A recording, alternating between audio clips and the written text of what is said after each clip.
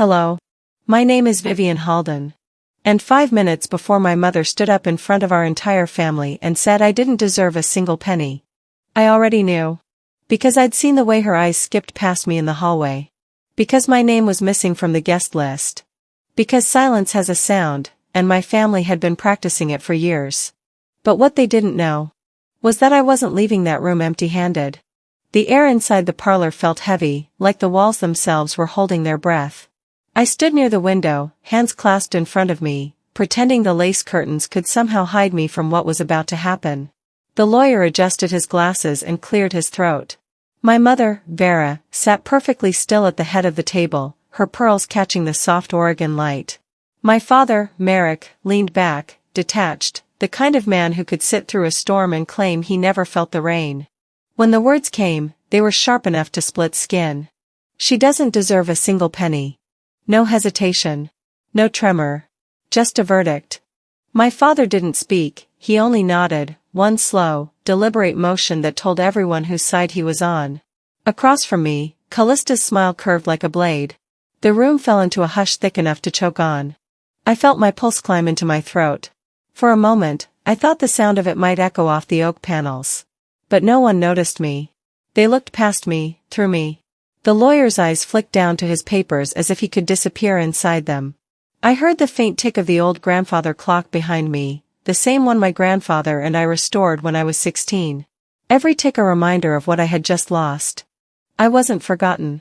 I was erased, one sentence at a time. The smell of pipe tobacco still lingered in the room, stubborn, familiar. My grandfather's ghost in smoke form, watching the performance of those who once pretended to love him. I wanted to speak, to ask how greed could sound so civilized, but the words turned to ash on my tongue. I steadied myself by gripping the table's edge.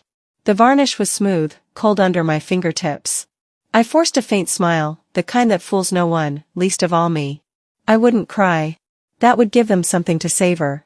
Inside my jacket pocket, the small silver USB pressed against my palm. A lifeline. A secret I hadn't even meant to keep, but maybe it had been keeping me. The lawyer continued reading, his voice low, dry, mechanical. Names rolled off his tongue, each name followed by an amount, an item, a blessing. Every name except mine. When he paused, my heart lunged forward, desperate, like a fool reaching for a hand that was never offered. Then he cleared his throat and moved on. Even silence has a sound. It's the sound of being erased from your own bloodline. Callista leaned over, whispering something to her husband, laughter bubbling in her throat like champagne. I watched her polished nails tap on her phone under the table. Probably texting someone about her big win. My mother didn't scold her. Of course she didn't. The clock struck 4.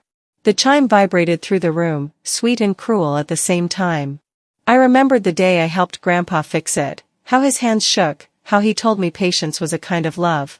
People think time heals everything, he'd said, but really, time just tells you who deserves to stay. The memory hit me like warm light, then vanished just as quickly. Now that same clock mocked me, each chime another nail sealing me out. The lawyer's tone softened slightly as he reached the closing lines. His gaze met mine for half a second, then darted to my mother. Something flickered there, hesitation, guilt, maybe fear. He knows something. But he's afraid to say it.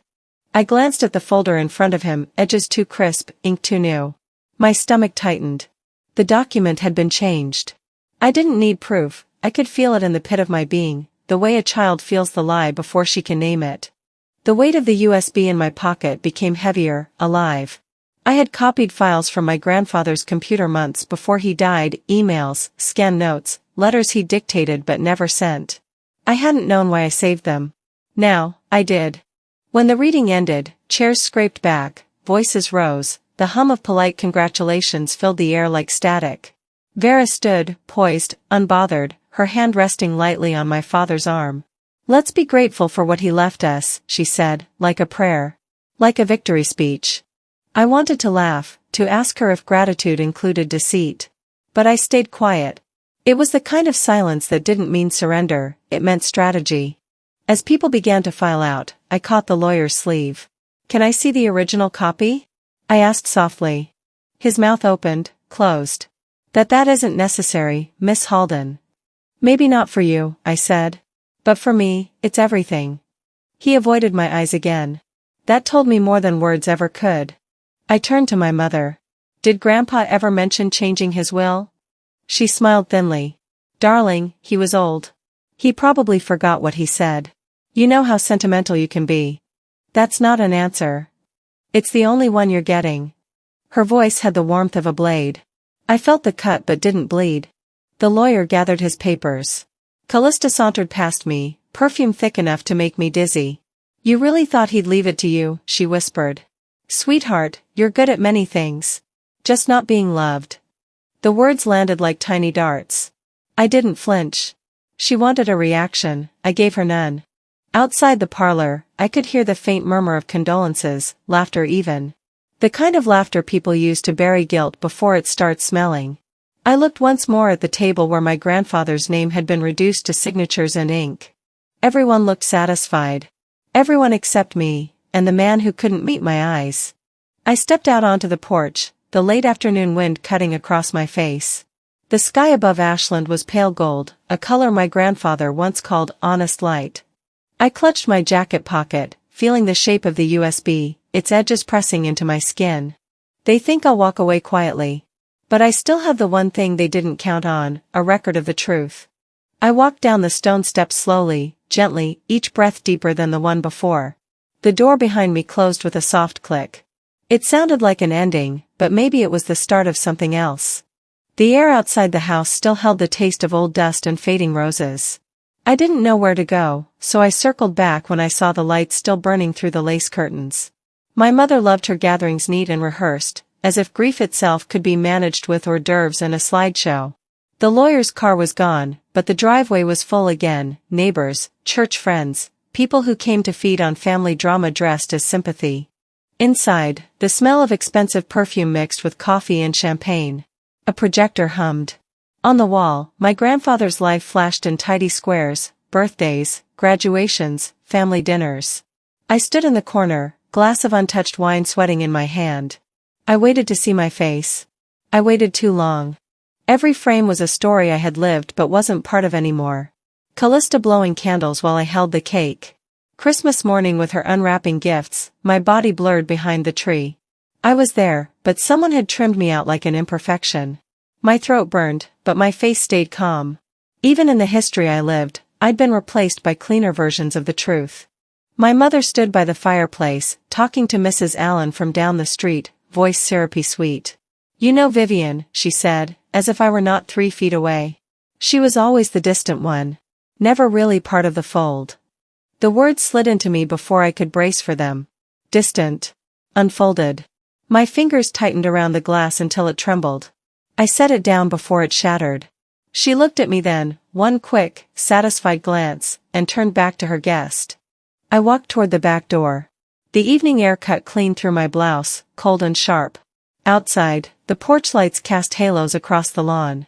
I could still hear laughter through the windows, muffled, safe. I wanted to scream loud enough to break the glass, but the sound would only echo back to me. I leaned against the railing and closed my eyes.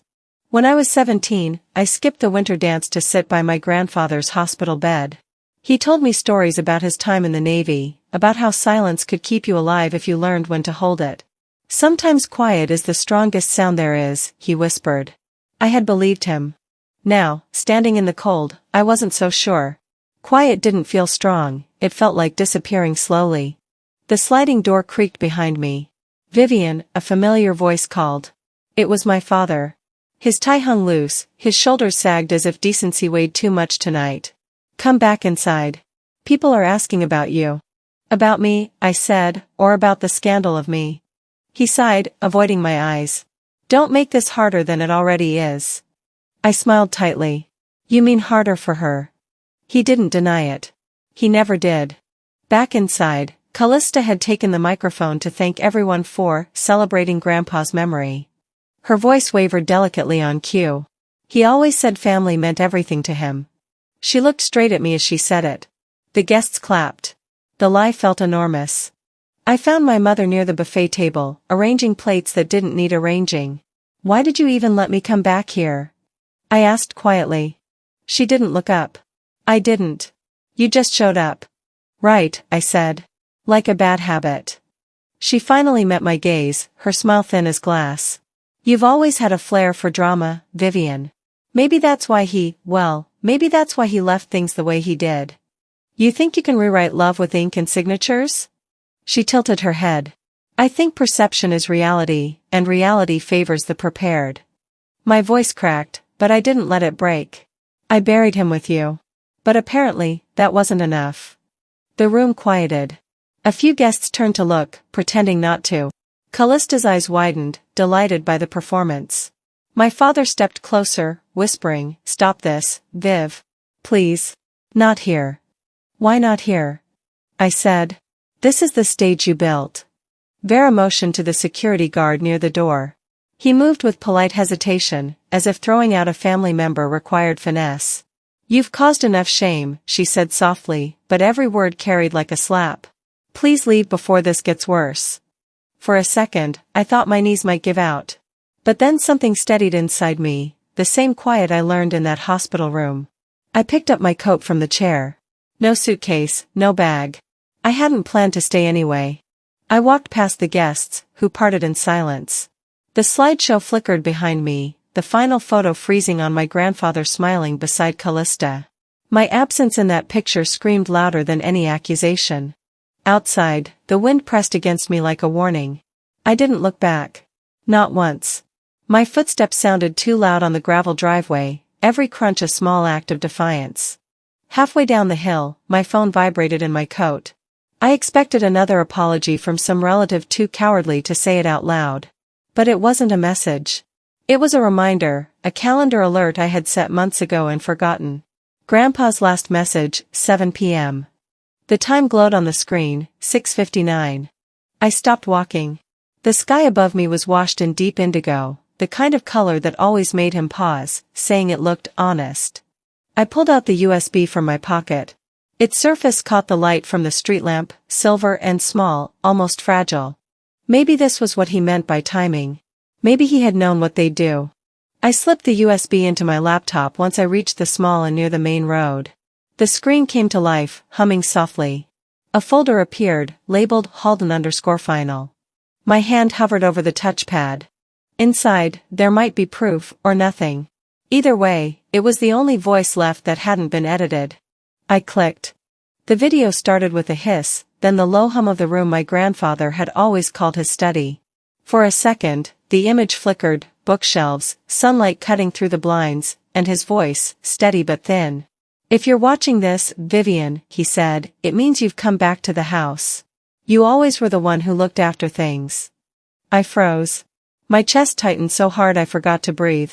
The camera was angled low, catching his wrinkled hands folded on the desk. Behind him, the same clock we'd fixed together years ago ticked slowly, softly, like it knew the words that were coming next. "There are things they won't understand," he said.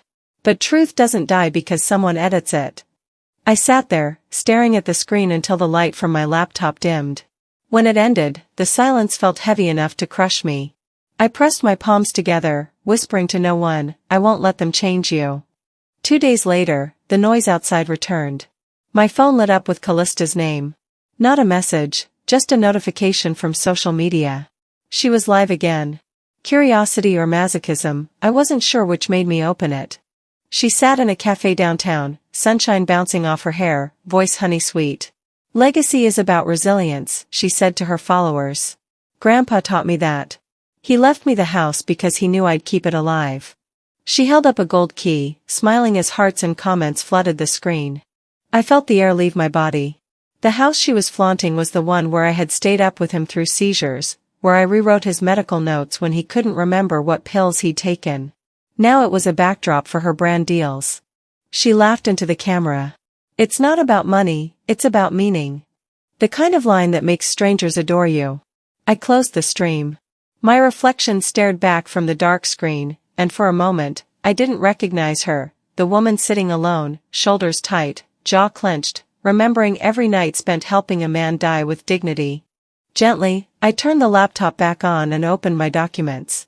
I'd always scanned things out of habit, old recipes, insurance forms, my grandfather's letters. A folder labeled Estate, Drafts blinked back at me. Inside, a PDF dated 6 months before his death. The first page looked familiar, but my eyes caught on a line I didn't remember seeing at the reading. It was small, tucked between clauses about taxes and property lines. Vivian Halden shall maintain preservation rights to the Halden Archives and Garden Wing. I scrolled through the rest, his notes, his signature, the date. Everything looked right. But that sentence, the one that named me, was gone in the official copy read by the lawyer. They didn't forget. They deleted. My hands trembled as I printed it out. The faint hum of the machine filled the quiet room. I ran my fingers across the ink while it was still warm, whispering, "I have you, Grandpa." That night, I drove back to the house. The lights were off. My mother and sister must have gone to the city for her interviews. I parked a block away and walked. The key still worked. No one had bothered to change the locks yet. The smell of lemon polish and dust hit me as soon as I stepped inside. It felt like entering a memory that didn't belong to me anymore. I kept my phone flashlight low, tracing the familiar path to his study. The leather-bound notebook still sat on the shelf. I pulled it down, the spine creaking softly in protest. Its pages smelled of ink and old paper. He used to write everything there: birthdays, crop yields from the garden, what the weather meant for his tomatoes. The last page was gone, torn clean. I stared at the ragged edge, my thumb brushing the uneven fibers. I remembered sitting with him that last week, his handwriting slower but steady. He had written something, looked at me, and said, "If they ever argue about this house, tell them this page settles it." I had laughed back then. I thought he meant sentiment, not law. The page wasn't just missing, it had been removed carefully. Too clean for accident, too purposeful for time. Quietly, I took photos of the torn section and the notebook's serial number. I slid it back into place. On his desk sat a single photo of him and me, smiling over the half-repaired clock. Someone had moved it to face the wall. I turned it back around. When I left, the air felt colder, the night louder. My car's engine started with a reluctant hum. I kept replaying his voice from the video, those words about truth not dying. Maybe he knew what they'd do before they did it. Back at the inn, I laid the printed draft next to the official copy I'd taken a photo of during the will reading. 2 documents, nearly identical, except for the one sentence naming me. My throat tightened as I highlighted the differences, side by side. That missing line changed everything. It stripped me of my place, my proof that he trusted me to protect his life's work. I stared at the words for a long time. The paper seemed to breathe beneath my fingertips. Quietly, gently, I whispered, "They can have the walls. I'll keep the words." I opened my email. My fingers hovered above the keyboard, unsure. Confrontation never went well in our family, silence was their weapon, and I had learned it too well. But I couldn't carry this alone anymore. I drafted a message to the lawyer, keeping my tone neutral. "Dear Mr. Sanderson, I came across a previous draft of my grandfather's estate documents. Could you confirm when this version was superseded?" I attached the file, my pulse quickening with each second of hesitation. Then I clicked send. The reply came faster than I expected, barely an hour later. "This version was not in our records. May I ask where you obtained it?" I stared at the screen. He was careful, too careful. I typed a single sentence back, from the version that wasn't tampered with. The clock beside the bed ticked softly, each sound stretching through the dark like a heartbeat. The anger that had burned earlier shifted into something colder, steadier. Betrayal was no longer a wound, it was proof. I lay back, letting the hum of the laptop fade into the quiet room. My thoughts drifted to the notebook, the missing page, the way the edges had been cut so clean. My mother would call it tidiness. My sister would call it efficiency. I called it theft. Still, I learned softly, slowly, gently that night. Truth doesn't shout, it waits. The next morning, the air felt sharper, like the town itself knew what I had discovered. I sat in my car outside a small tea room near the square, hands wrapped around a paper cup that had gone cold. Delora had chosen the place, quiet, tucked between an antique shop and a florist. I hadn't seen her since the funeral. Back then, she'd avoided my eyes, just like everyone else. Now, she waved through the window, her smile uneasy, as if she already regretted asking me to meet. She looked older, thinner, her gray hair pulled back neatly. "I wasn't sure you'd come," she said when I sat down. "I almost didn't," I admitted. "But you said it was about my grandfather." Delora's fingers fidgeted with the napkin. It's about what happened the night he died. She looked around the room, making sure no one was listening. I saw your father take a folder from his safe that night. The words landed like a strike to the chest. My voice came out smaller than I meant it to. You're sure? I am. It was late. He told me to go home, but I forgot my coat. When I came back, I saw him closing the safe. I felt the room tilt, the floor slide away. And you didn't stop him? Delora's eyes watered. I wasn't brave then. I am now. She reached into her purse, pulling out a small recorder, scratched and silver. I found this when I packed up the house. It's from a few months before your grandfather passed. I hesitated before pressing play. The sound crackled, then my father's voice filled the space, steady, measured, the same tone he used when explaining away things that shouldn't be forgiven. We'll remove the original draft, he said. No one checks safes anymore. My mother's voice followed, low and calm. And if she notices? She won't, he replied. Vivian never asks. That's her weakness. Then laughter. Callista's. I already told my followers I'll be moving in. Can't wait to film from the porch. The recording ended with the soft click of a door closing. I sat still, staring at the recorder in my hand. For years, I had thought my father's silence meant helplessness. But he hadn't been silent, he'd been complicit. He hadn't watched it happen, he had helped erase me. They changed everything, I said quietly. Delora nodded. He said it was for the good of the family. The good of the family. That phrase had been my mother's anthem for decades. It was her excuse for every cruelty, every decision that looked polished on the outside but hollow inside. I pushed the recorder back across the table. You should keep this somewhere safe. I trust you more, she said softly. I walked out into the wind, her words chasing me down the street. By the time I reached the Maloran estate, the anger had cooled into something heavier, sharper. My mother was pruning roses near the front steps, dressed in her gardening gloves like she was auditioning for an etiquette magazine. Vivian, she said, surprised. What a nice surprise. I doubt that, I said. Her smile thinned. What's the matter now? I took out the recorder and set it on the table beside her shears. You tell me. She glanced at it but didn't flinch. I don't know what this is supposed to prove. It proves you changed the will. We adjusted it, she said smoothly, for the good of the family image. Image, I repeated. You mean your reputation? You always cared more about what people thought than what was true. Her expression didn't change, but her tone turned colder. Don't be dramatic. You were never interested in the family business. You left. You built your life elsewhere. I stared at her, the sunlight glinting off the pearls at her neck. I was the good mom. You were the mask. She exhaled slowly, then smiled again, like she pitied me. You've always been too sentimental. Your grandfather's generosity blinded him. I had to protect his legacy.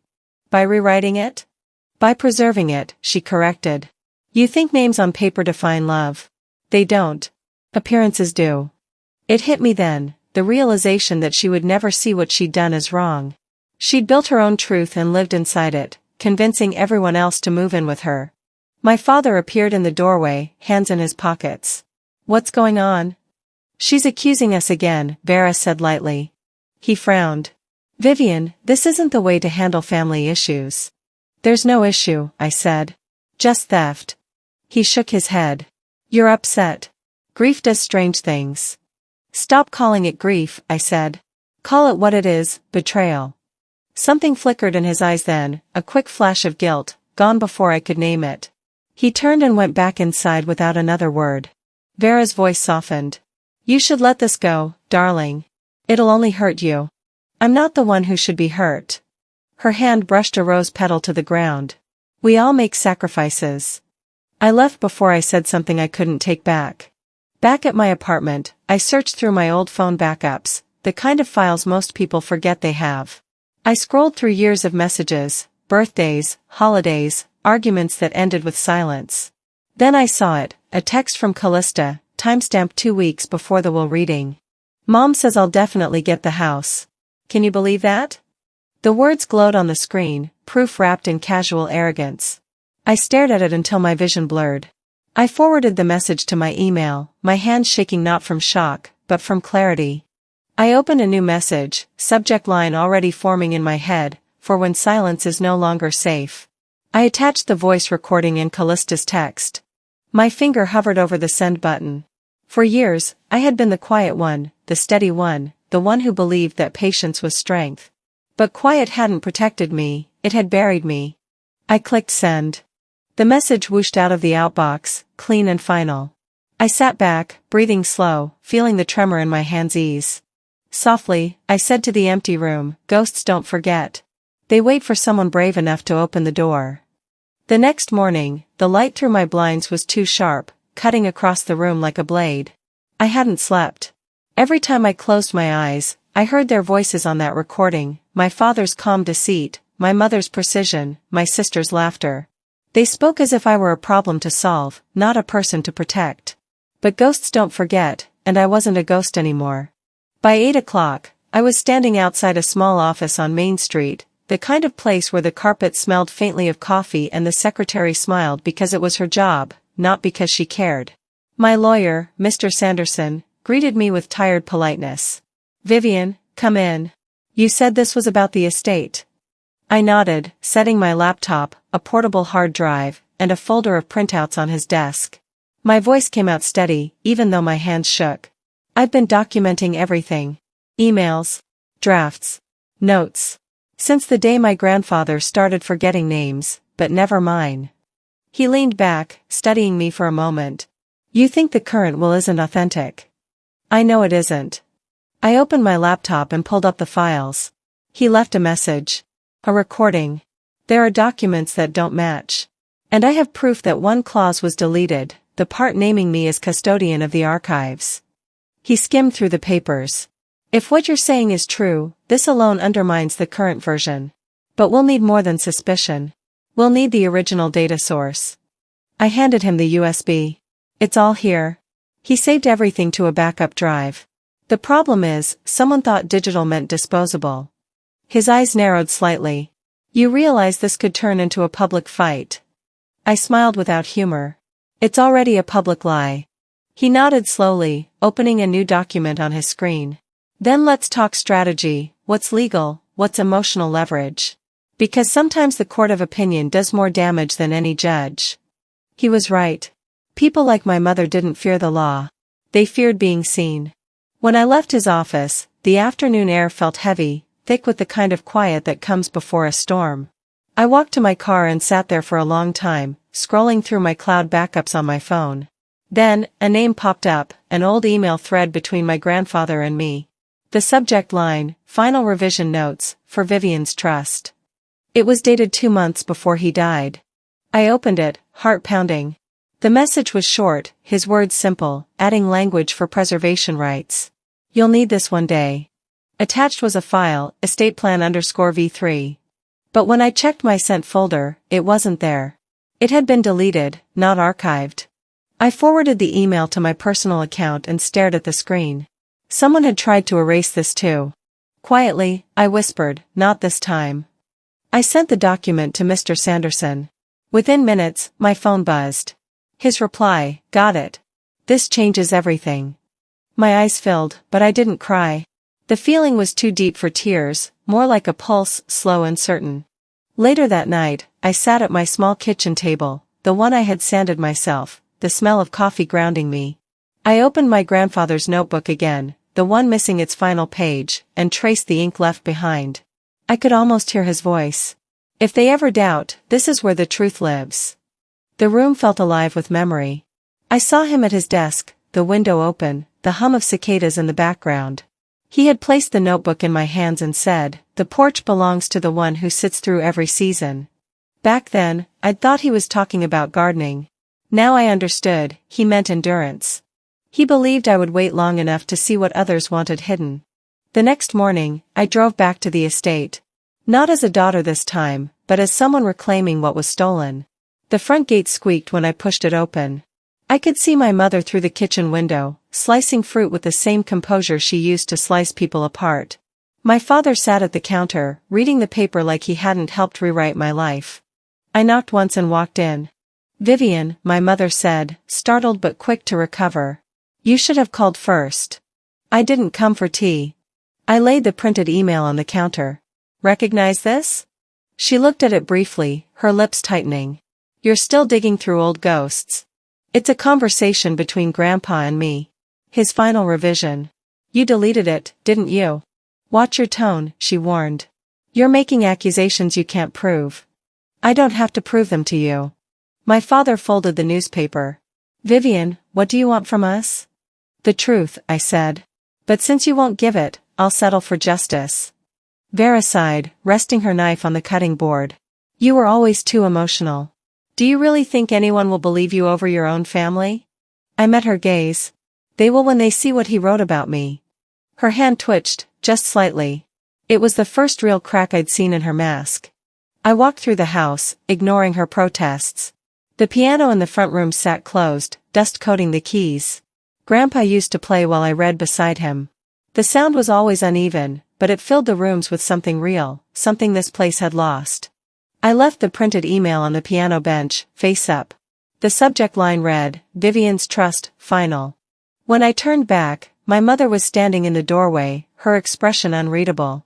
You think this makes you right? No, I said softly. It makes me seen.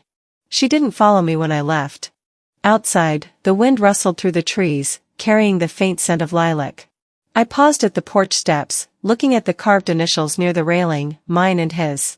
Faded, almost gone, but still there. Gently, I ran my fingers over them. You said this porch belonged to the one who stayed, I whispered. I stayed, Grandpa. Even when they tried to write me out. As I walked back to my car, the weight in my chest began to shift, not gone, but lighter. Every step felt steadier. I had drawn my line in ink. Now it was their turn to cross it. By the time I got home, the night had settled heavy and cold. The drive from the estate had drained me, yet my mind refused to rest. I placed my bag on the floor and turned on a single lamp, its circle of light spilling over the desk like a small island of reason. For a long moment, I stared at the USB still sitting in my purse, the one I had carried for weeks without daring to open again. My breath came slow, shallow. Quiet used to be my shield. Tonight, it felt like a cage. I sat down and plugged it in. The sound of the connection, one soft click, was louder than it should have been. The folder appeared instantly, Halden_final. I had already explored some of it before, but something new glinted beneath the surface. Another folder nested inside the first, labeled simply, private. My heart stuttered. Inside were scanned letters, recordings, and one video file. The name made my throat tighten, the last word. I clicked play. The screen filled with a familiar room, the old study, dust motes dancing in the light from the window. My grandfather sat in his chair, back straight despite the weight of his years. His voice, though weaker, still carried the quiet authority I had grown up with. If Vivian's name is absent, he said, you are reading a lie.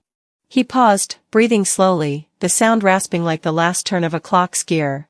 I gave her this because I trusted her more than the paper pushers I raised.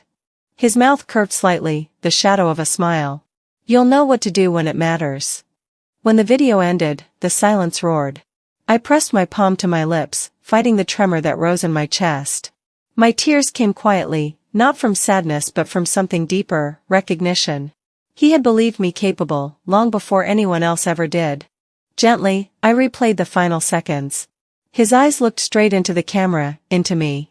The truth isn't fragile, he said. People are. I sent the video to Mr. Sanderson with a short note, release if I'm removed again. Then I sat back, staring at the small blue light of the USB, feeling it hum against the wood. The phone rang 10 minutes later. I almost didn't answer. Vivian, Mr. Sanderson's voice came through, low but charged. This isn't just compelling. This is damning. I know. I'm starting to think they didn't just manipulate the will. They used me to do it. I gripped the phone tighter. Used you how? I drafted an early revision, but your mother sent a finalized version directly before your grandfather's death. She claimed he'd signed it in private. That never sat right with me. My stomach clenched. So, it was never verified by you? No. I trusted her. His voice softened. I'm sorry, Vivian. You were right all along. For a second, I couldn't speak. No one had said those words to me in months. Maybe in years. What happens now? I finally asked. I'll file for a formal review of the estate. Once this video is authenticated, it won't just restore your claim, it will expose the tampering. I thanked him quietly and ended the call. My reflection stared back at me from the dark screen, eyes rimmed with exhaustion but burning steady. This time, I wasn't waiting for rescue. I was writing my own record. The next day, the first thread of strategy took shape. I opened a new email, anonymous this time, and attached 3 files, the deleted email from my grandfather, the video transcript, and screenshots of Callista's posts bragging about the inheritance. The message was short: for public interest, Maloran estate documents potentially falsified. I hesitated only once before pressing send. By noon, my phone buzzed with an unknown number. "This is Claire from the Ashland Herald," the voice said. "We received some files concerning your family's estate. Would you be willing to confirm?" "No comment," I said. "Not yet."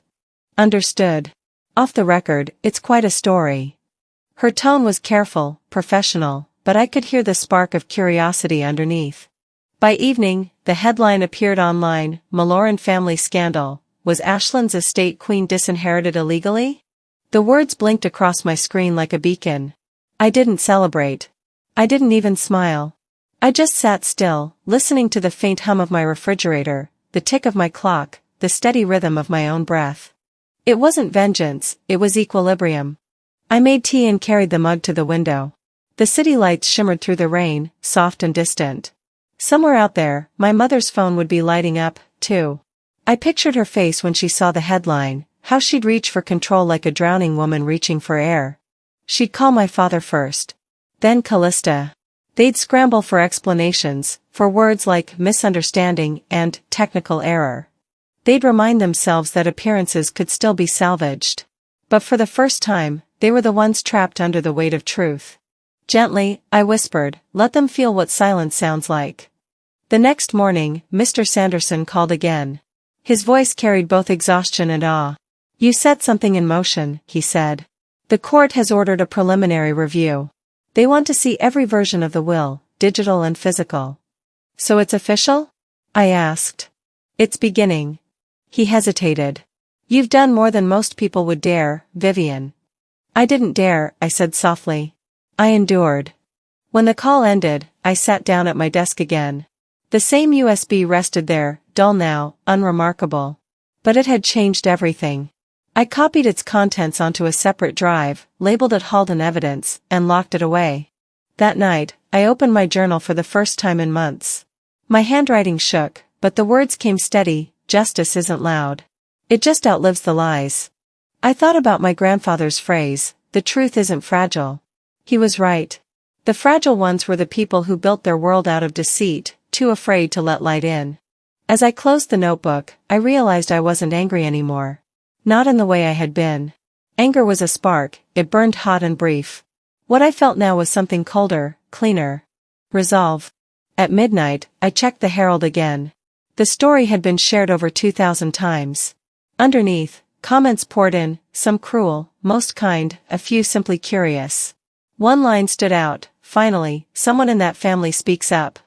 I traced the words with my finger, gently, slowly, letting their weight sink in. For the first time in a long time, I didn't feel invisible. I closed my laptop and stood by the window. Outside, the rain had stopped. The world looked washed, rinsed clean of the dust of pretense. Softly, I said it aloud, the words that had been waiting for years. "No more quiet." Then I turned off the light. By sunrise, my phone was already buzzing. Calls, texts, unknown numbers flashing across the screen like an alarm that wouldn't stop. The story had spread faster than I expected.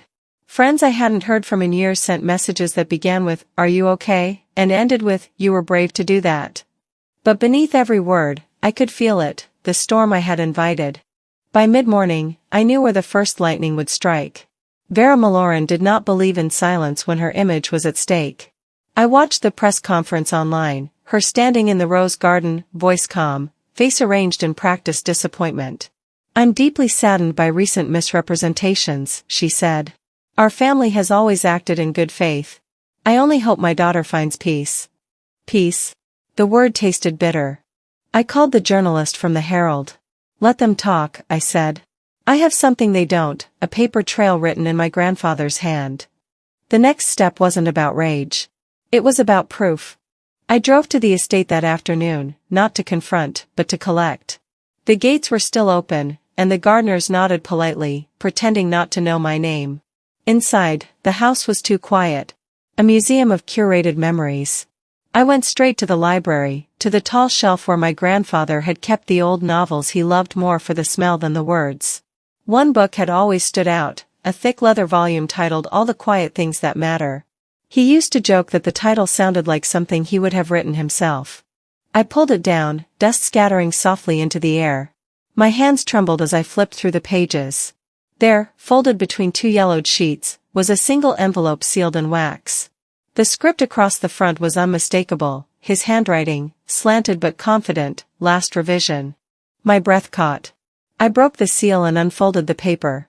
Every line was written in ink, steady and dark. And there it was, I named my granddaughter, Vivian Halden, as co-owner of the estate and guardian of all Halden archives, physical and digital. The room spun. For a moment I couldn't move. My fingers traced the ink as if touching his hand through time. Softly, I whispered, "You hid it in plain sight." I set up my phone on the nearby desk, hit record, and began reading the letter aloud. My voice shook at first, but steadied with each word. The recording timestamped every second, a small shield of legitimacy in a war built on lies. When I finished, I folded the will back into the book and placed it in my bag. I walked through the halls that once felt like home, feeling his presence in every corner, the faint scent of tobacco, the creak of the floorboard outside his room. Ghosts don't vanish. They wait for acknowledgement. That night, I received an email from an address I didn't recognize. The subject line read, "I never destroyed it." I couldn't. I opened it slowly. Inside was a message from my mother's former assistant, Marie. She had worked for Vera for almost 20 years before leaving without explanation. The message was short, each word tight with guilt. "I kept a copy of the letter your grandfather wrote to you, the one Mrs. Malloran told me to destroy. I couldn't do it. I knew it mattered. I hope it finds you when you need it." Attached was a scanned image of the letter, complete with my grandfather's signature and smudged fingerprints near the bottom edge. The words blurred as I read. "My dearest Vivian, if they tell you I changed my mind, know this, I did not. You are the keeper of my life story. Don't let them edit me out of yours." I covered my mouth, the sound that escaped half sob, half laughter. "You always knew," I whispered. For years, they had told me memory was fragile, that truth could be reshaped with enough persistence. But ink doesn't bend, it stains. The next day, I printed the letter and placed it beside the will. I stared at both documents until the sun shifted across the floor. Then I knew what had to come next. I called my father. His voice, when he answered, was calm but distant. "Vivian," he said. "You shouldn't keep doing this. I need to see you." "Is this about the papers again?" "It's about you," I said. We met at the small park near his office. He looked older than I remembered, shoulders hunched, hands clasped as if bracing for confession. I handed him the folder. "This is the original will," I said. "And this is the letter she told someone to destroy." He didn't open it. He just stared past me. "I can't do this with you." "You don't have to choose her," I said quietly. "Just stop pretending you didn't see me." His jaw tightened. "It's too late to go against your mother." Something inside me cracked, but not the way it used to. "Then it's too late to call yourself my father." He flinched, just slightly, but still didn't look at me. I waited, hoping for one sign of the man who once read bedtime stories under the porch light. But there was nothing. Only silence. When I walked away, the world felt muted. Each footstep pressed against the gravel like punctuation. That night, back in my apartment, I spread everything across my desk, the will, the letter, the video. Proof in every form they had tried to erase. My hand steadied as I scanned and organized each file, creating a folder labeled Truth, unedited. I uploaded it to the public server, watching the progress bar crawl from 1% to 100%. My pulse beat in time with it. As the final line filled, I whispered softly, "You always said truth doesn't die. Now it's going to live where everyone can see it." When the upload finished, I closed my laptop, the glow fading from the room. Somewhere across town, I imagined my mother's phone lighting up, her reflection caught in the glass as the headlines changed. For the first time, it wouldn't be my silence protecting her. It would be the truth undoing her. By noon the next day, my phone had stopped ringing. Not because people had lost interest, but because they no longer needed to ask for answers. Everything was already out there. The video had gone viral in less than 24 hours. My grandfather's voice, captured with that soft steadiness, played across news segments, online think pieces, and morning shows. His words had become a quiet anthem. If they erased her, they erased me too. I didn't watch the full broadcast when it aired. I'd lived those words. I didn't need to relive them. But I saw the beginning, and that was enough. The screen opened with the grainy image of his study, the way the light curved around his shoulders like something sacred. The world saw what I had always known, that love leaves evidence, and so does betrayal. The comment section bloomed beneath the clip. She deserves everything they tried to steal. Truth always finds the light. This is why legacy matters. I didn't respond to any of them. I just sat at my kitchen table, cradling a warm cup of tea, letting the voices of strangers say what I no longer needed to. Across town, the Maloran estate was cracking from within. My mother's name had been removed from 2 committee boards by that evening. 3 donors had withdrawn their pledges. A civic award she was due to receive next week was postponed indefinitely. Her inbox, I imagined, was flooded not with flowers and applause, but questions. And she hated questions more than she hated losing. She issued a statement that night, a polished, hollow paragraph. Our family has always held truth in the highest regard. Any misunderstanding will be addressed privately. We ask for space during this difficult time. Difficult. That was her word for damage control. Merrick, my father, hadn't spoken publicly. But someone told me they saw him alone at a diner the next morning, stirring coffee that had long gone cold. When the waitress asked if he wanted a refill, he said no. Just sat there, staring at the door. Maybe waiting for something that wouldn't come. And Callista, she disappeared from social media entirely. No posts, no stories, no rehearsed monologues about legacy and family values. Silence, for once. I wasn't looking for revenge anymore. I had moved past that. What I needed now wasn't victory, it was reclamation. A week later, I made my own announcement, not through a statement or a press conference, but through the Ashland Gazette, a paper most people read with their morning toast and local coffee. I sent a letter to the editor titled, Rewriting What Was Edited Out. They published it on page 2. Not the headline. Not the spotlight. But right where it needed to be. This was never about a house. It was about a story interrupted, redacted, buried under appearances. We inherit more than land. We inherit silence. And I chose not to carry that anymore. The Halden name doesn't belong to any one person. It belongs to the legacy we leave when we choose truth over tradition. I didn't sign it as Vivian Halden. I signed it, caretaker. That same afternoon, I walked through the doors of the newly named Halden House, a modest brick building on the edge of town, converted into a community archive and reading room. I used my portion of the estate, and some help from quiet donors who had once admired my grandfather's mind, to make it happen. There were shelves lined with books he had loved, letters he'd written, photos that had been kept from the family albums. I displayed everything they had tried to erase, not with anger, but with care.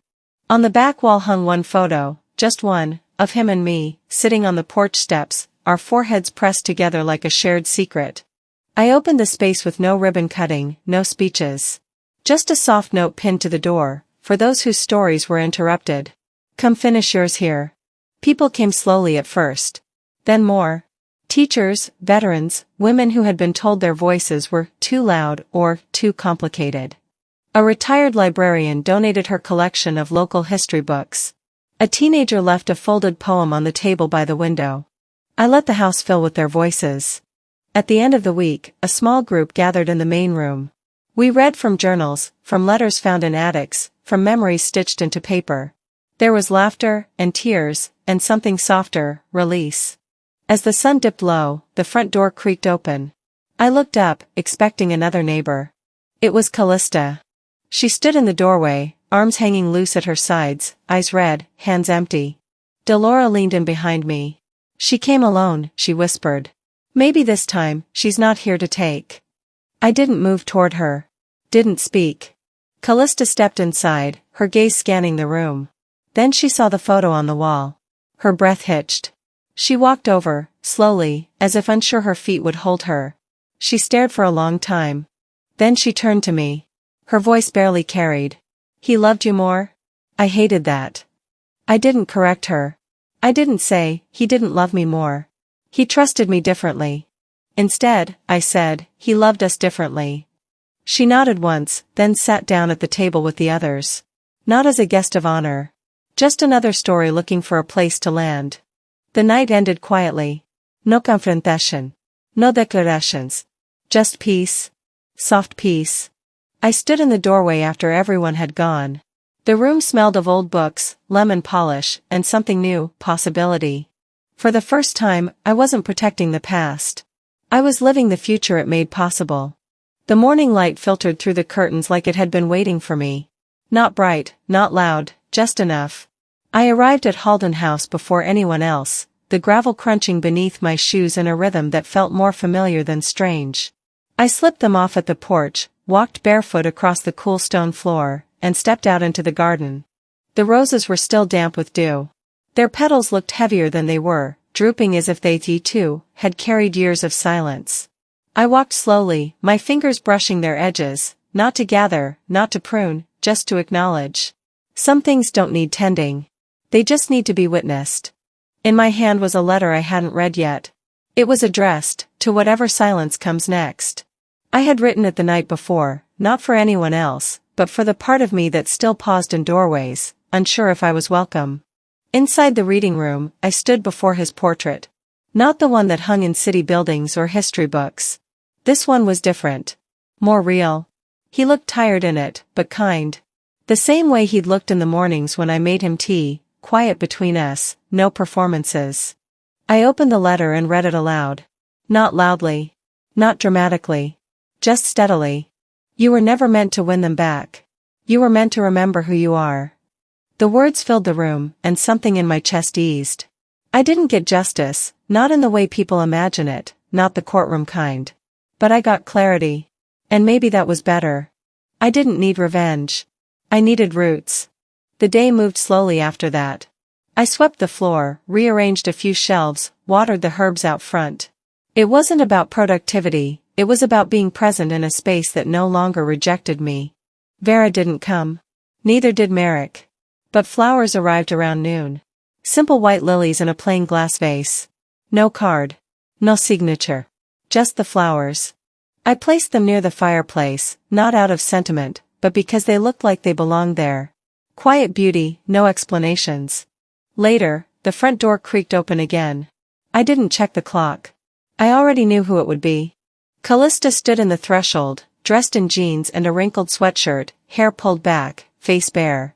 She looked smaller somehow, not defeated, just unfinished. She walked in without a word, her eyes scanning the room like she was seeing it for the first time. Then her gaze landed on me. "I didn't think you'd let me in," she said. I shook my head slowly. "You're not here to take anything. Why wouldn't I?" She took a few steps closer, stopped near the photo of me and Grandpa on the porch. "He loved you differently." I hated that. I didn't rush to respond. I let the weight of her admission settle. "And you were always his hope." She blinked, then smiled, but it was a tired smile, the kind that doesn't ask for forgiveness. Just space. We sat at opposite ends of the long table. She didn't ask for explanations. I didn't offer any. We just shared the quiet. When she left, she touched the edge of the doorframe like it might remember her. Then she was gone. I stayed behind, the room soft with evening light. I walked back into the garden, the same trowel in hand that Grandpa once gave me. The handle was worn smooth with time, like his palms had passed their memory onto the wood. I knelt near the bench and dug gently into the soil.